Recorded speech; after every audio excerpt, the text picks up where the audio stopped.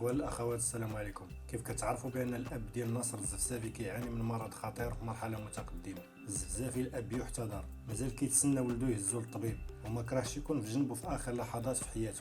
احمد الزفزافي كيواجه الالم على جوج المرات، الم المرض والم غياب ناصر عليه.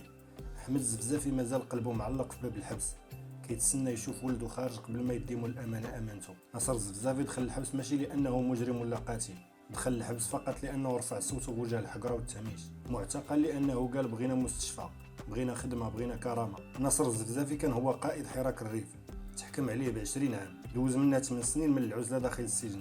صحيح ان السجن عقوبه لكل واحد كيستاهلو، لكن احيانا الحبس كيولي سبب في معاناه اسره، سبب في حرمان اب من ولده وسط معركه مع المرض. في هذه الحاله كيولي الصمت جريمه والانسانيه مطلب.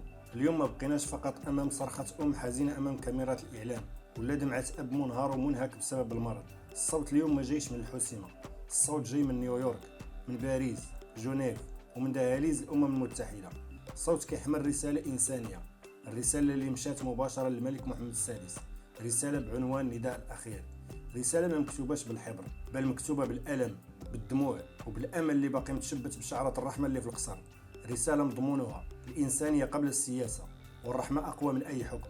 اليوم 12 منظمه حقوقيه دوليه ومقرره امميه كيراهنوا على الرحمه اللي في قلب الملك، وصيفطوا الرساله للملك مباشره في قضيه ناصر الزفزافي. كيفاش تكتبت الرساله وواش الملك غادي يتجاوب معها؟ خليكم معنا مع النداء الاخير، اطلاق سراح ناصر الزفزافي من قلب الريف الى ضمير العالم. اليكم التفاصيل. انضمت